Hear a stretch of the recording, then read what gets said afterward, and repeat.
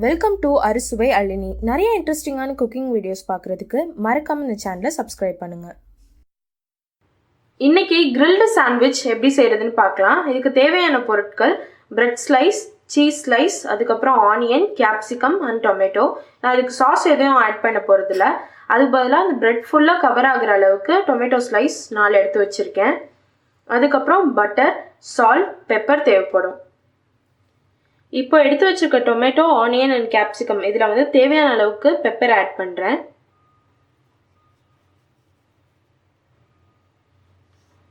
Salt add பண்ணிக்கிறேன்.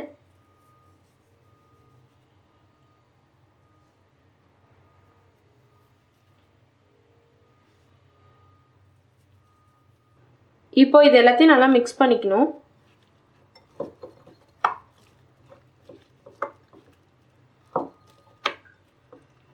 இப்போ இதில் டொமேட்டோ ஸ்லைசஸ் மட்டும் நான் கிரில் பண்ணிக்க போகிறேன். இப்போ கிரில் பண்ணுறதுக்காக பேன் ஹீட் பண்ணியிருக்கேன். லைட்டாக பட்டர் ஆட் பண்ணிக்கிறேன்.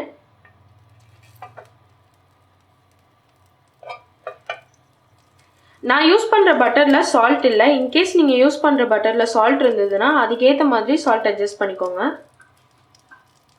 பேன் ஹீட் ஆகிடுச்சு.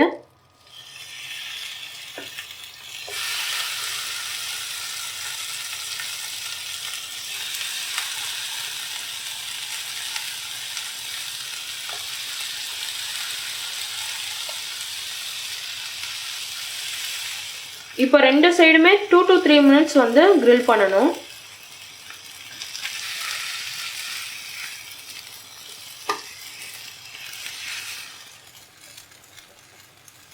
இப்போ நல்லா கிரில் பண்ணியாச்சு. இதை எடுத்துடலாம். இப்போ பிரெட் ஸ்லைஸ்க்கு மேலே நம்ம கிரில் பண்ண டொமேட்டோஸ் ஆட் பண்ணுறேன்.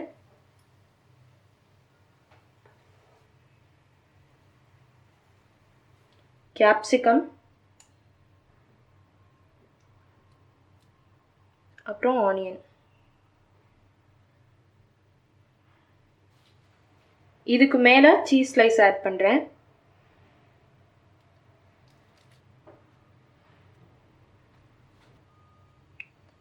இப்போ இதுக்கு மேலே பட்டர் அப்ளை பண்ணுறேன்.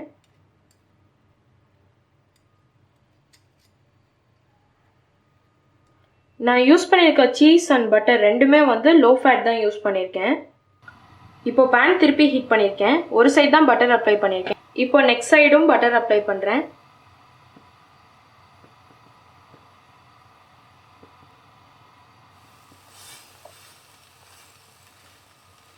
இப்போ பிரெட் வந்து ரெண்டு சைடும் டோஸ்ட் ஆகிடுச்சு. எடுத்துடலாம்.